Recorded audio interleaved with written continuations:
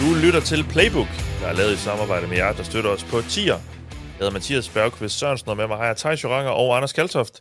Vi har slået op på side 76, hvor vi måler og vejer hvert enkelt hold, og derefter bare helt ignorerer de helt dårligste. Vi skal nemlig lave vores anden holddraft, som jo er vores bud på en slags power ranking. Vi kommer på skift til at vælge de hold, vi tror kommer til at vinde flest kampe i den kommende sæson, og det er jo så derfor også dem, vi lidt tror er bedst, eller måske ikke nødvendigvis dem, der er bedst, men i hvert fald dem, der kommer til at vinde flest kampe. Der er jo måske en lille gråzone der en gang imellem, men det er altså det, der er på programmet i dag. Og Anders, jeg er jo ked af at skulle mindre om det, men du endte jo på en klar sidsteplads i vores interne holddraft-konkurrence sidste år. Hvad har du gjort for, at det ikke skal gentage sig? Absolut ingenting, fordi jeg lider af det, der hedder dårlig korttidshukommelse. Ja, så jeg har faktisk glemt det, og jeg kan heller ikke huske, hvad du har spurgt mig om. Jeg er sådan ret sikker på, at alt, hvad du har sagt, er positivt og rosende. Jeg har tænkt mig at gøre præcis det modsatte af, hvad jeg gjorde sidste år. Så jeg har tænkt mig til at starte på, ikke at tage Houston Texans, eller Atlanta Falcons. Ja. Tror jeg. Jeg kan ikke love noget. Thijs, du vandt jo klart sidste år. Hvad vil du gøre for, at det er netop det gentager sig? Jeg behøver ikke gøre noget. Det sker bare automatisk. Ja. Okay. Interessant. De hold, jeg vælger, de vinder. Sådan er det bare. Det er sådan ukarakteristisk selvsikker for Thijs, det her. Det bliver sådan, altså han har ret i det, han siger, men det plejer aldrig at være ham selv, der påpeger det. Nej. Jamen, så synes jeg da bare, at vi skal komme i gang.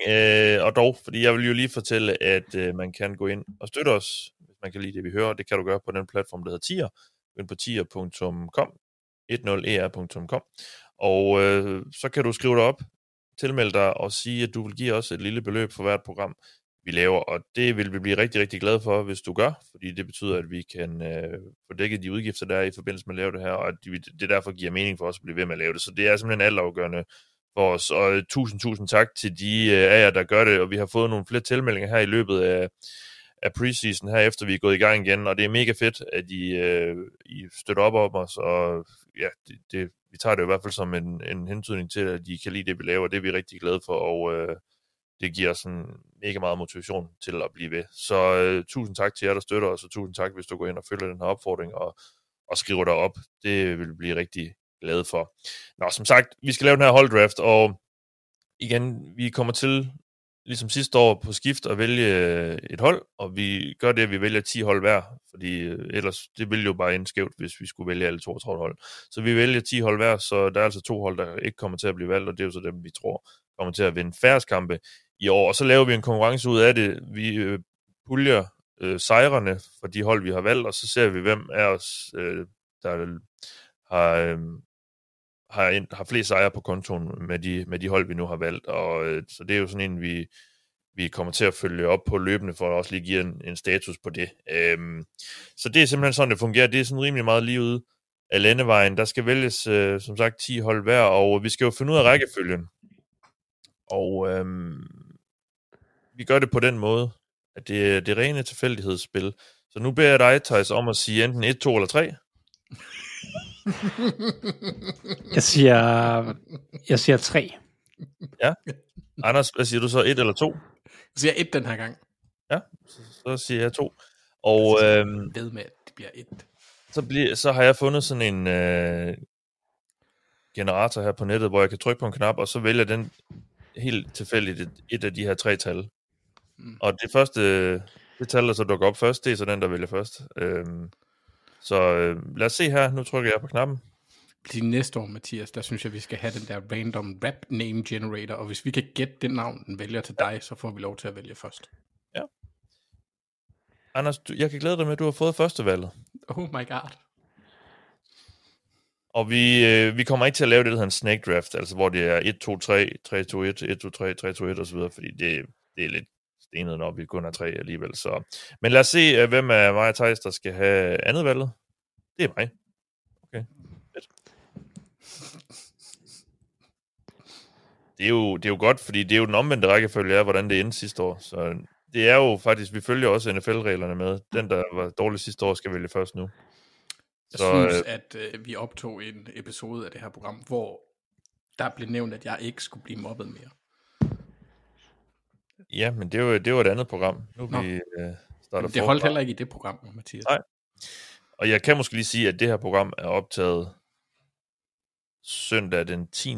august, men kommer jo først ud torsdag den 14. Så der kan være sket noget i mellemtiden, som gør, at det lige pludselig ser helt anderledes ud for det her hold, men det er lige sådan, det bliver her. Det er jo sådan, vores kalender lige gået op nu her i de her uger, så vi optager det her lidt på forhånd og sender det ud lidt senere, men altså, det er bare lige for at sige, hvis der sker et eller andet helt crazy, en eller anden quarterback bliver skadet, så er det derfor, vi ikke lige nævner det. Nå, lad os bare komme i gang, Anders. Hvilket hold tror du kommer til at vinde flest kampe i grundspillet i den kommende NFL-sæson? Chiefs. Chiefs? Okay. Ja. Desværre. Men jeg tager Ravens. Nå. Ja.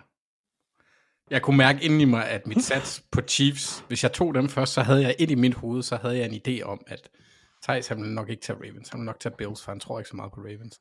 Mathias, han ville sidde og kigge på Eagles, og så tænke, Jordan Davis, han har tabt sig. Det er godt for alle på nær Anders. Og så havde han taget dem, og så kunne jeg både have fået Chiefs og Ravens. Men jeg tror ikke. Jeg vil have Ravens. Jeg tror, vi bliver til modsat dig, Thijs, så tror jeg på det. Ja.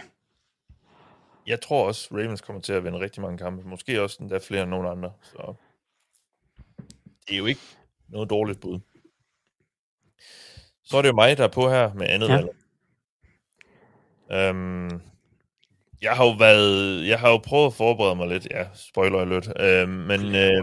Og været inde og kigge lidt på, hvem skal de møde, hvilke schedule har de,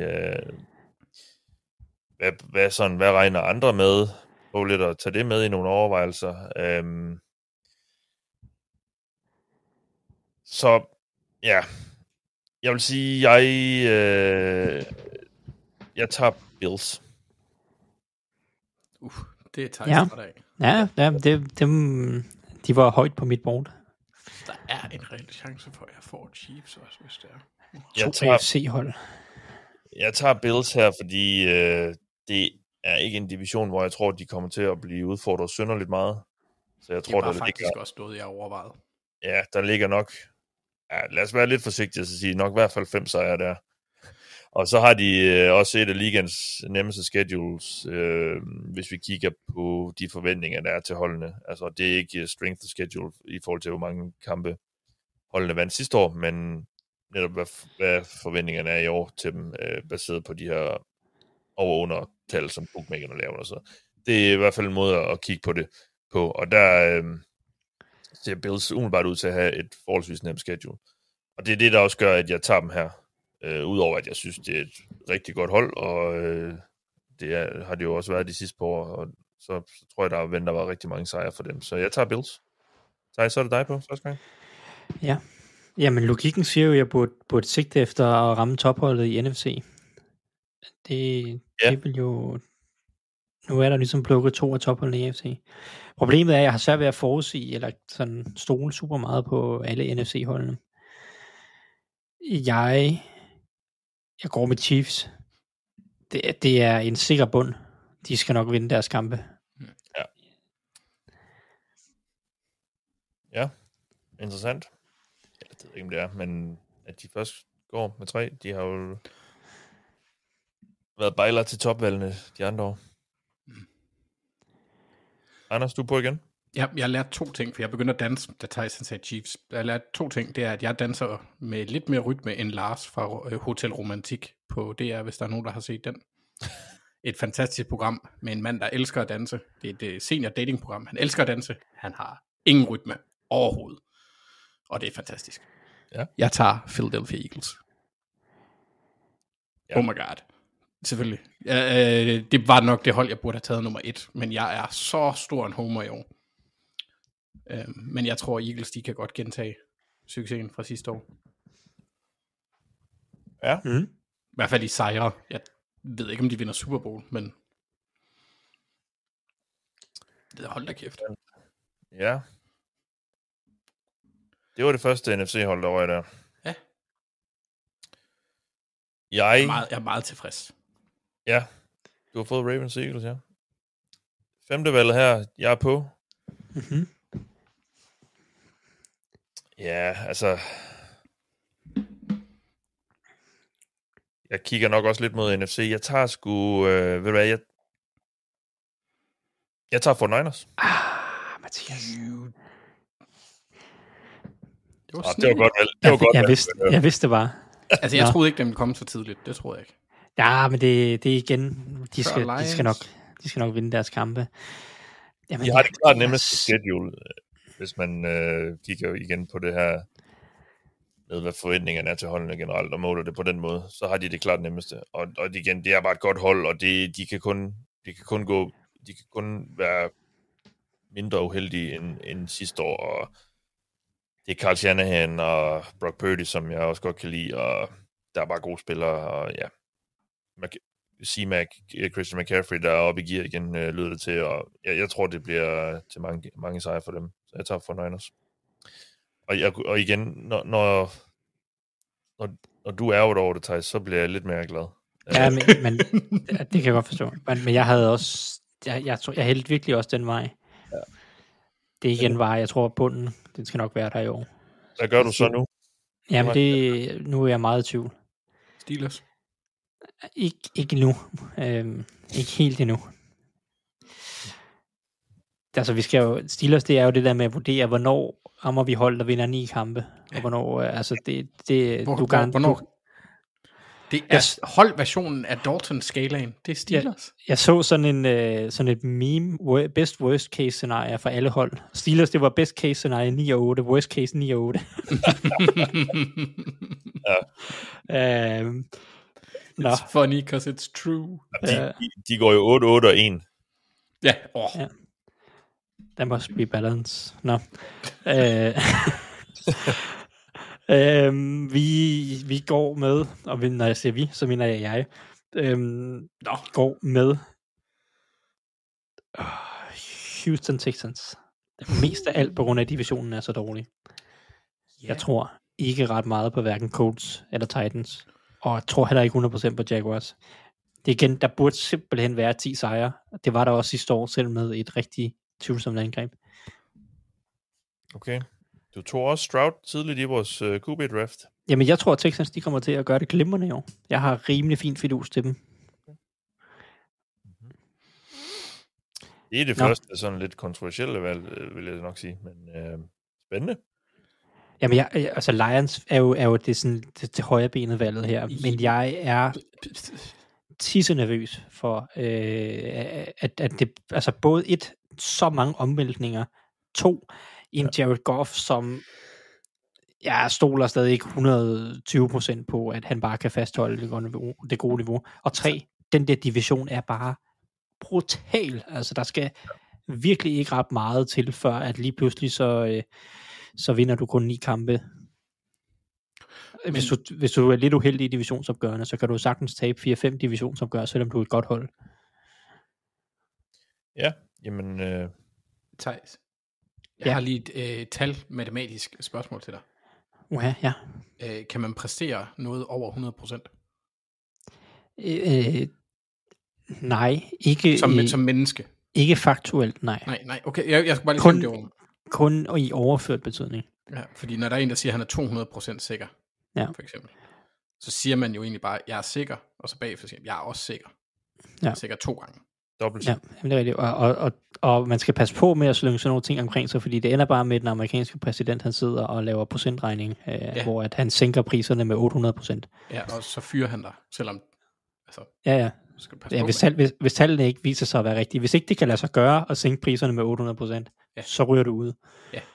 Vi snakker ordentligt, fordi jeg skal måske til USA her i efteråret, så jeg skal ikke have nogle problemer på grænsen. Tror du, de sidder og bruger tid på at oversætte noget til dansk? Jeg sender lige samtlige af vores programmer til grænsekontrollen. Man ved aldrig.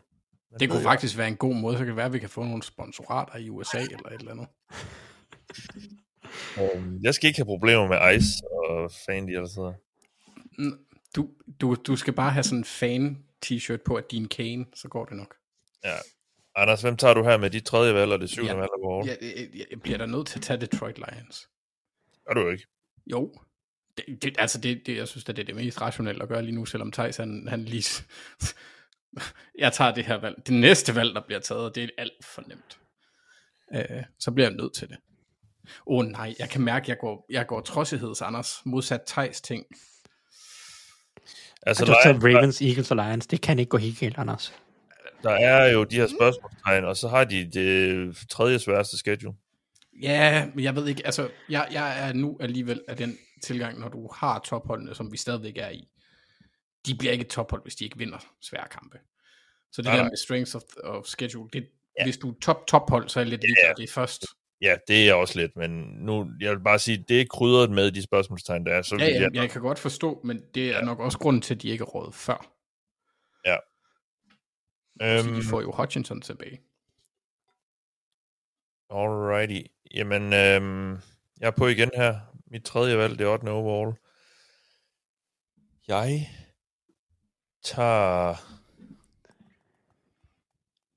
tager Buccaneers. Spændende. Jamen, jeg er lidt forelsket i det hold, faktisk, synes jeg. Jeg har fundet et billede, hvor Zach Taylor peger. Han peger på dig. Et billede af Zach Taylor. Der peger. Det er meget sådan aggressivt, den må han peger. Han anklagende peger. Ja. Jeg tager Buccaneers. Jeg synes, det er et herligt hold, og de er i en dårlig division, og det skal nok blive til i hvert fald... det skal nok blive til 10 sejre i hvert fald. Mathias. Så er jeg rimelig godt tilfreds. Apropos Zach Taylor, blev han ikke ansat i 2018?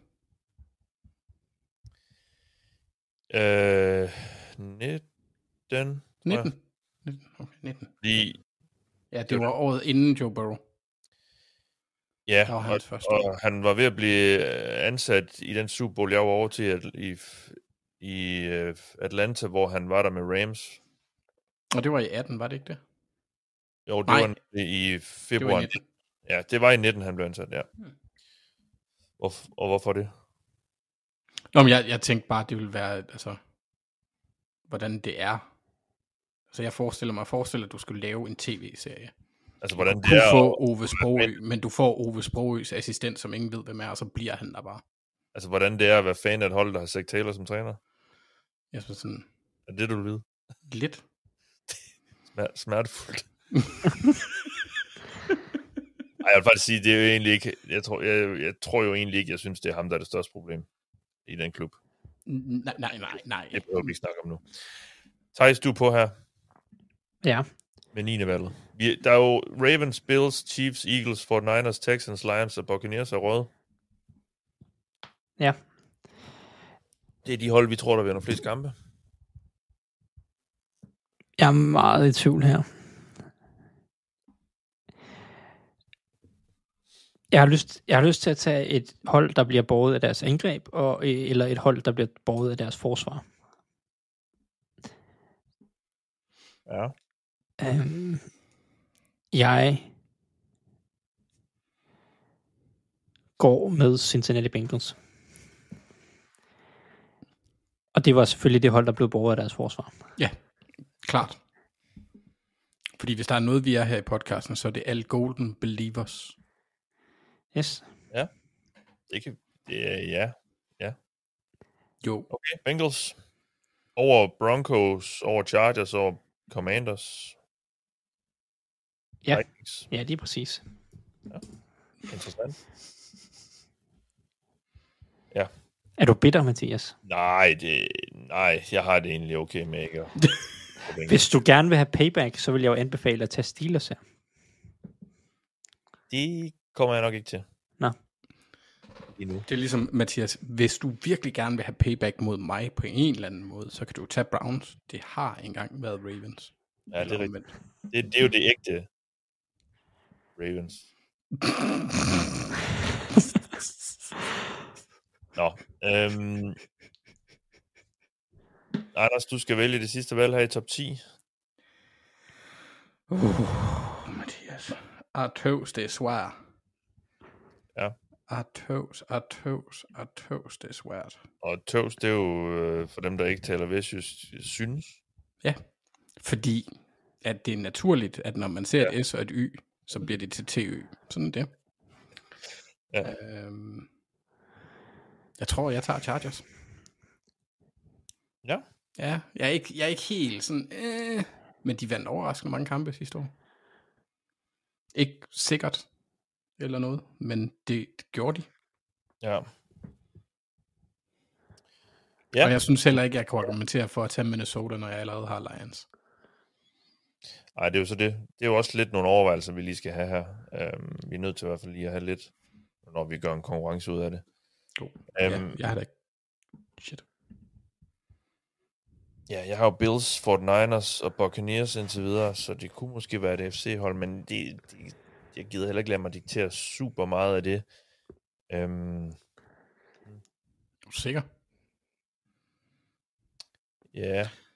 Ved du, jeg har fundet ud af, hvorfor jeg bliver utryg med nordjyder nogle gange, Mathias. Ja. I kan ikke manipuleres med. Man kan ikke presse dig. Du er altid bare kold som is. Man kan ikke lokke med et eller andet. Nogle gange kan jeg med Theis. Meget, meget sjældent gang. Jeg kunne ofte med Mark. Men... Det er jo Nordjylland, der er den eneste grund til, at Danmark altid ligger øverst på den der antikorruptionsliste. Ja. Bare sørg for, at der kommer nordjyde ind. Men altså, på nær dem, der bliver i kommunen, fordi der er vist nogle politikere. Men, der har aldrig været nogen sorte penge blevet udvekslet i Nordjylland. Nej. Aldrig. Det kan jeg ikke forestille mig. Men det er fordi, I maler dem hvide inden. Ja, præcis. Ja. Præcis. Ja. Ja. Jeg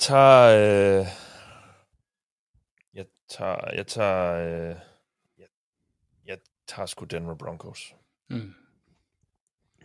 Det er også lidt dit hold i år, Mathias.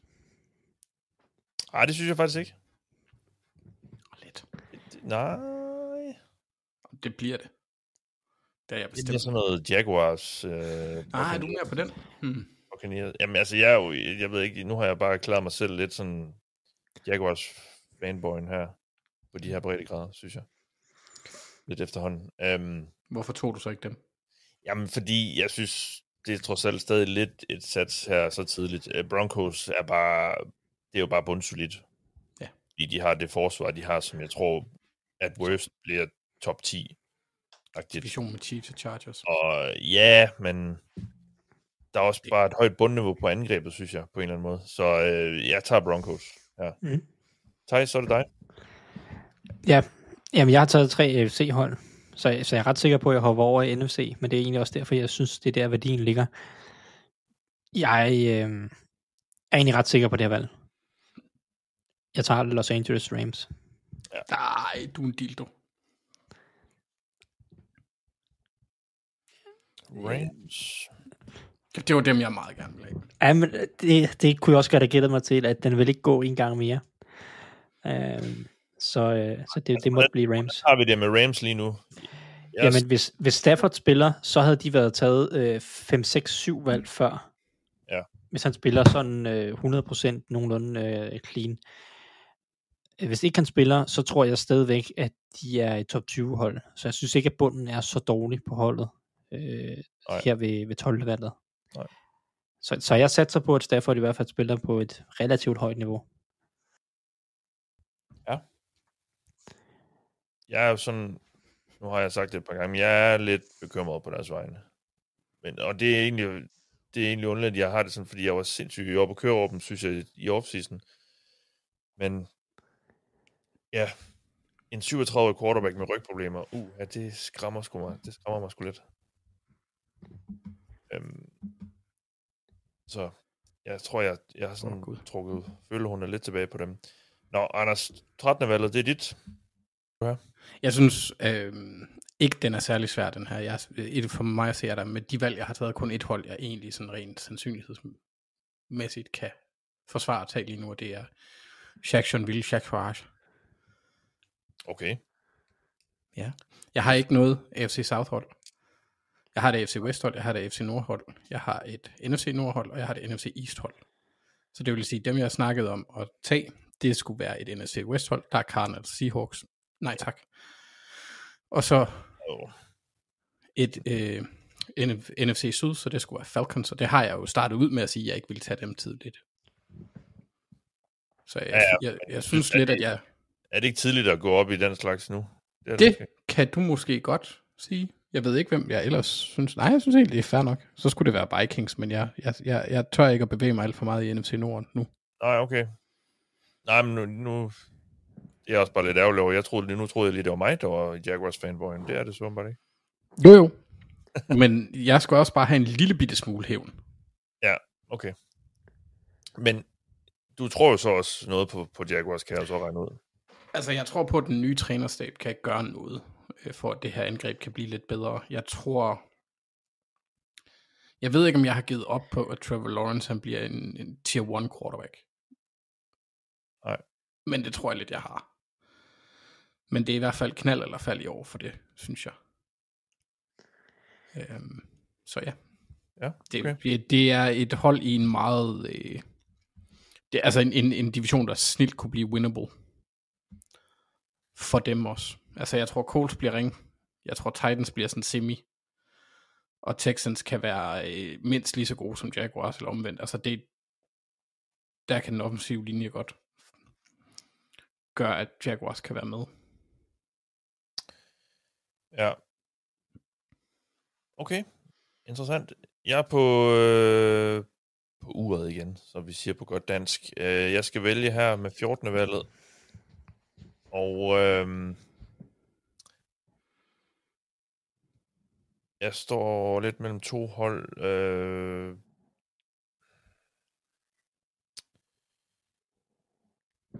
Jeg tager Packers.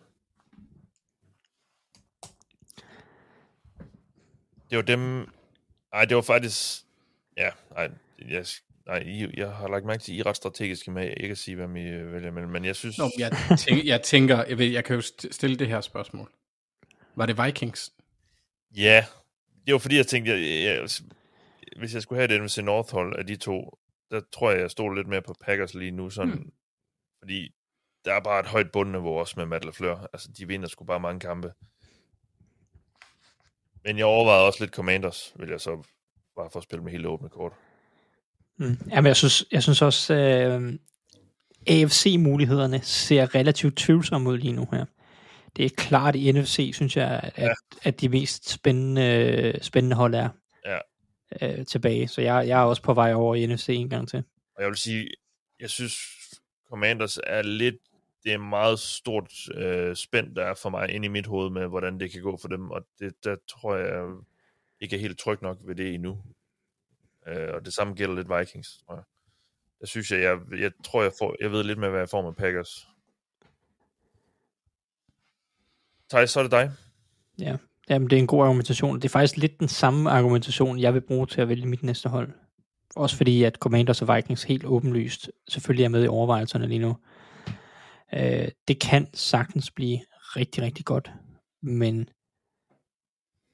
jeg har rigtig meget lyst til at sørge for, at det her hold, det er et af mine 10. Og det er Arizona Cardinals. Så jeg vælger dem måske lige en rundegang, før at man burde. Men jeg tror ret meget på, at det bliver et ret solidt hold i år. Jeg ved ikke, hvorfor du var lidt skeptisk på dem. Hvorfor er du skeptisk? Nej, jeg troede, du var lidt skeptisk på dem. Nej, det ved jeg ikke om. Har jeg sagt det før? Så har jeg ændret holdning. Det var bare en eller anden følelse, jeg havde.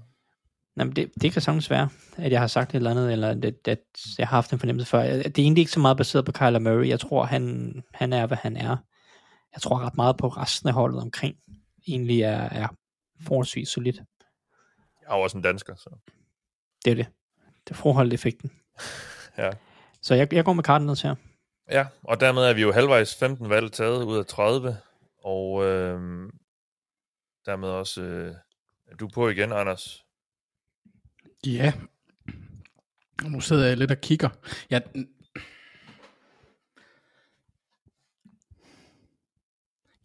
tror, jeg er nødt til at tage Vikings.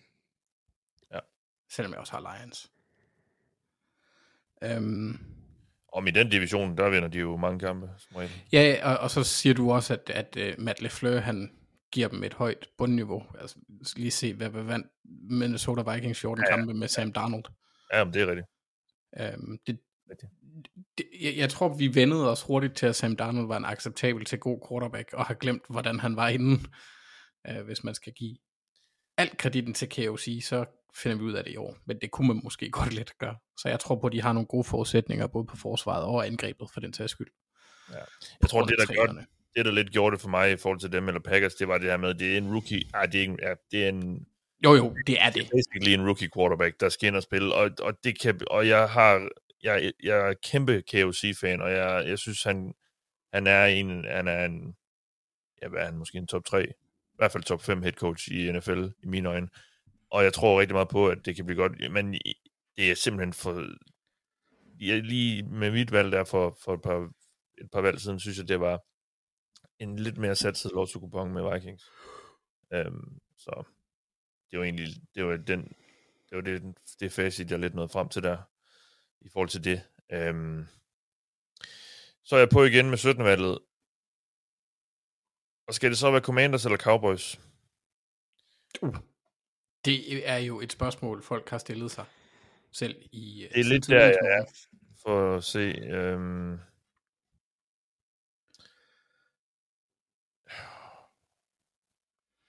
Og hvor har Jerry Jones bare kastet en os af stanky ass shit rundt omkring på det hold lige for tiden, synes jeg. Det er det, og det er sgu bare sådan lidt, altså...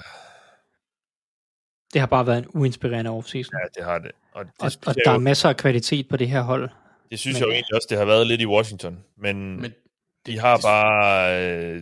de har noget mere x-faktor med Jaden Daniels, og jeg kan også godt lide Dak Prescott, men nej, jeg tager Commanders. Yes. Thijs, så er det dig. Det kan jeg ikke lide.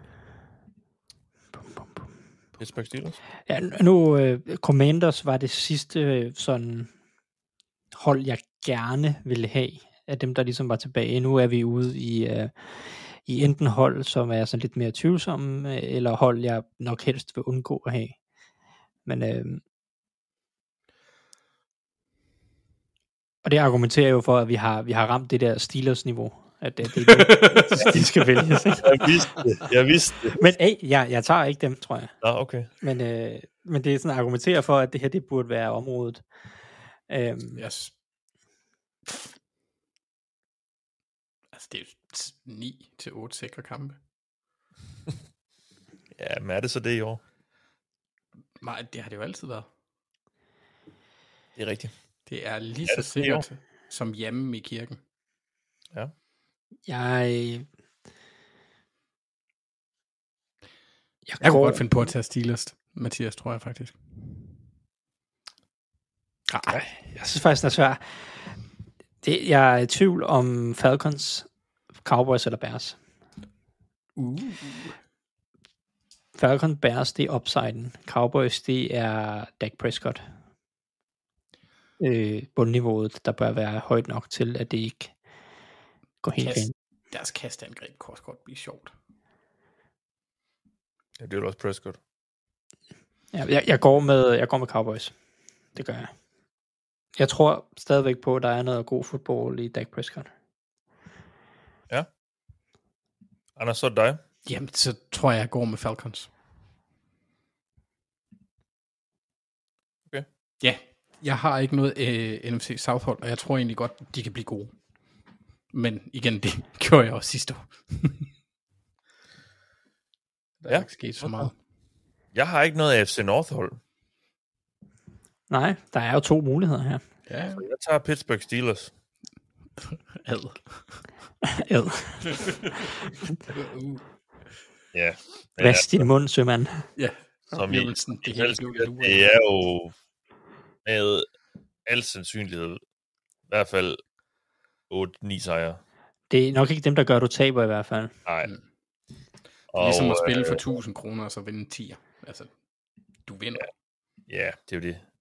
Det gør jeg jo nok. Jeg vil så sige, jeg er sgu ikke helt sikker, men han har jo gjort det Tomlin i år, eller i sæsoner, hvor det har set mere håbløst ud, så må ikke også de vinder de her 9 kampe i år. Jo, eller 12. Eller 12? Ja. Rolig nu, Thijs. Hold da op. Ja. Hold da op. Ja, Kan man blive fyret for sådan noget, Mathias? Nej. Hvis jeg havde sagt det, så var jeg blevet fyret, var jeg ikke det? Nej. Nå. Så hård er jeg altså ikke. Thijs, så er det dig, der er på. Du får så ikke mulighed for at tage din Steelers. Nej, det gør jeg så ikke. Men så går jeg med Chicago Bears. Yes. Og Ben Johnson hypen. Ja. Det må være det mest spændende. Der er noget upside i det her i hvert fald. Det kan godt blive rigtig godt. Det kan også blive rigtig skidt. Men jeg tager satset her. Okay. Anders, hvad gør du? For mig står valget mellem 2 hold i AFC East. Og ingen af dem kan svømme. Nej. Eller hvis du finder dem i vandet, så skal du være bange. Patrioter i vand, det er ikke godt. Særligt ikke, hvis du er britte. Og et fly i vand er jo slet ikke godt. Så jeg tror, jeg tager Patriots. Det er det mest satsede af de 2, synes jeg. Ja. Næsten nemmeste schedule i år. Ja, men jeg har lidt på fornemmelsen, eller jeg har en tro på, at det skal nok blive som minimum med, eller som de unge siger, midt, ja. Ja. Det er ikke sådan, det er ikke skip i de toilet. Nej, altså, Rebels skal jo nok få Rebels skal jo nok få hævet bundniveauet. Jeg er jo så, og det ved jeg godt, jeg har sagt det nogle gange nu, men jeg er lidt skeptisk over, hvad topniveauet er med ham ved roret. Men det skal nok blive bedre jo, end det var sidste år. Og Drake May er en rigtig spændende quarterback, så... Jeg tror også deres forsvar, hvis Christian Barmore han er tilbage på et nogenlunde Barmorsk niveau, koblet med deres secondary, og så Keon White, og altså, det kan godt blive spændende, det her forsvar. Ja. Så det er jo heller ikke Mike Rabel, der kalder det, håber jeg da, fordi det er han ikke sådan typisk ret god til. Nej. Så er det mig, jeg har Bills, 49ers, Buccaneers, Broncos, Packers, Commanders, Steelers. Gud. Der er Colts tilbage, der er Seahawks tilbage, Raiders, Jets, Dolphins. Det begynder lidt at blive det tynde øl. Jeg synes lidt er en underdrivelse. Det er helt klart det tynde øl. Ja. Det er altså også kaldet amerikansk øl. Ja. Eller bare tis. Det er næsten det samme. Ja. Det eneste forskel, det er brusen.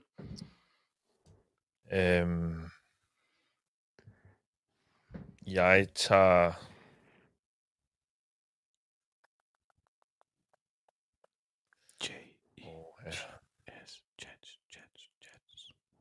Nej. Det bliver det i hvert fald ikke. Jeg har rigtig meget et hold, som jeg håber på, Mathias ikke tager. Jeg har en ret klar... Godt, det er Panthers. Det er Panthers. Jeg har læst dig, Thijs. Jeg tager... Okay. Det ved jeg ikke. Hvem er det så? Nu skal jeg virkelig lige...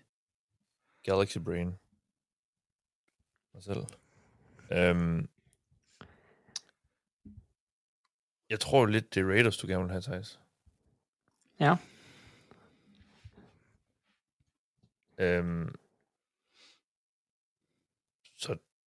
Så det må du godt få. Jeg tager Seahawks. Bitch. Ja, fedt. Så er det flere. Så er alle NFC West-hold taget, er de ikke det? Jo. Har I nok begge to? Ja, du har Rams og Cardinals, så du har 49ers så. Og Seahawks nu. Ja. Det var ikke dem, jeg gerne ville have. Nej. Anders havde helt ret i, jeg vil gerne have Panthers. Mm-hmm. Okay. Så giv mig Bryce Young. Ja, det fik du også i QB-draften. Præcis. Ja, Panthers, okay. Ja, men altså, det er jo, det er også fint nok nu. Det er det jo. Nej, men det er jo, det for et år siden ville jeg have lyttet. Nej, der synes jeg egentlig også, det var sådan lidt over, altså. Ja. Det var okay. Jeg tror, jeg endte med at tage dem, og jeg havde ikke Vikings på min liste af hold, der kunne draftes, fordi jeg troede, det ville blive så dårligt. Nej. Anders, det er dig, der på nu. 25. valg. Jeg tager New York Giants. Nej! What? Jo, det gør jeg. Forsvaret. Fuck it. Okay. Er du okay? Har du fået et lille befind? Mathias. De har Dexter Lawrence. Og så har de Lil Jordan Humphrey. Ja. Så du Lil Jordan Humphrey i preseason-kampen? Ja, jeg så det godt. Ja. Det bliver i hans årti, eller hvad han nu spiller i, at han bryder igennem. Ja. Nej, jeg havde... det var, måske skulle jeg have taget Jets. Jeg tror ikke super meget. Nej, jeg skulle nok have taget Raiders. Ja, men det gør jeg ikke. Nej, nu har du taget...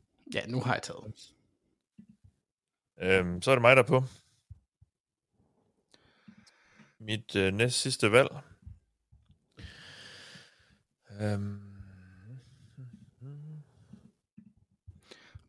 Det. Jeg tager Raiders. Okay. Altså, der er Colts, Raiders, Dolphins, Jets, Saints, Titans og Browns tilbage. Jeg kan nævne 4 af de hold, som jeg ikke gider have. Det er... ja. Jeg tager Raiders. De skal nok vinde... Hvad skal de nok vinde? 7-8 kampe. I hvert fald. Kunne godt vinde mere. Ja, altså... Jeg tror, det forsvar er rimelig dårligt, men Gino og Pete Carroll skal nok få løftet bundniveauet lidt. Og ja, nej, det har jeg det egentlig okay med. Thijs, så er det dig. Jeg går med Jets. Jeg går med Jets. Okay. Eller dem end Dolphins, simpelthen. Ja, det tror jeg. Jeg har bare sådan en mavefornemmelse med Dolphins. Altså. Ja. Jeg vil helst bare ikke være dem, der tager dem. Jeg sidder lidt og håber på, en af jer tager dem. Det har jeg nok siddet og håbet på noget tid. Det gør jeg ikke. Jeg har 4 hold, jeg ikke gider at tage. Det er ligesom i den rigtige draft med college-spillere. Det er sådan, jeg tror bare, jeg kan godt se, at det godt kunne blive godt, eller en god spiller, men jeg tror bare, at jeg lader nogle andre tage chancen. Ja. Det er lidt den, jeg har med Dolphins, tror jeg. Ja, det er fair nok. Anders, hvad gør du så? Jamen, altså, det er nemt for mig. Jeg tager Titans. Fordi jeg skal ikke have Saints, jeg skal ikke have Dolphins, jeg skal slet ikke have Colts. Og jeg skal heller ikke have Browns. Nej. Og så er der kun Titans tilbage. Og ja, så det er totalt ubekendt for mig. Jeg er nødt til at tage Dolphins. Ja. Fordi de skal jo nok vinde 6-7 kampe. Og jeg tror også godt, de kan vinde mere. Jeg har da også... Altså, vi er skeptiske, og jeg tror måske også, vi er lidt for skeptiske. Vi har vi lidt glemt, at de har... Jeg ved godt, Tyreek Hill, han kan lave et eller andet i morgen. Og så er han væk. Altså, så fyrer de ham. Men det kan godt stadig være ret godt, det angreb. Altså, det skal jeg også sige, det er det andet sidste valg i draften, men ja, alligevel, der er bare så dårlige vibes omkring det er Dolphins, og jeg ved ikke, om det er en medieting, fordi alle er hyper opmærksomme på alt, hvad Mike McDaniel, han viser, ansigtsudtryk og alt muligt andet. Ja. Men der er bare ikke gode vibes omkring det hold. Nej, men der er endnu dårligere vibes med de tre andre. De tre andre, synes jeg, så derfor tager jeg Dolphins. Thijs, du er sidste mand på med det sidste valg. Ja, og det er ikke svært. Browns, Saints, Det er ikke svært for mig. Jeg tager Colts her. Jeg skal slet ikke i nærheden af Saints og Browns i år. Det skal jeg bare ikke. Så jeg tager Colts, og Colts kunne sagtens blive fine, hvis Daniel Jones, han... Jeg skal ikke prøve at sælge Colts, men det bliver sikkert ikke forfærdeligt. Men, så jeg tror egentlig, de outperformer deres nummer 30. Det tror jeg egentlig, de gør. Det er bare... Bliver det sådan rigtig godt? Nej, det gør det nok ikke. Nej. Godt, jamen så er vi jo igennem alle 30 valg. Lad os lige opsummere, hvem vi hver især fik. Anders, du har Ravens, Eagles, Lions, Chargers, Jaguars, Vikings, Falcons, Patriots, Giants og Titans. Jeg har Bills, 49ers, Buccaneers, Broncos, Packers, Commanders, Steelers, Seahawks, Raiders og Dolphins. Og Thijs, du har Chiefs, Texans, Bengals, Rams, Cardinals, Cowboys, Bears, Panthers, Jets og Colts. Ja, så det er jo Browns og Saints, vi ikke ender med at vælge. Sidste år var det jo Patriots og Raiders. Ikke to. Det var jeg heller ikke helt skudt ved siden af. Nej, Vikings var dem, vi ramte mest på ved siden af sidste år. Ja, men de blev dog taget jo selvfølgelig. Men de blev helt taget til meget. De blev taget der i bunden af vores midt af de sidste valg. Så, men det er altså vores valg her. Igen vores bud på, hvem der vinder flest kampe i den kommende sæson. Og dermed er vi igennem dette års holddraft og endnu et optagsprogram her til den kommende sæson. Vi har mange flere på vej til jer, så vi håber, I vil lytte med til dem. Også tak, fordi I har lyttet med her, og indtil næste gang må I bare have det rigtig godt.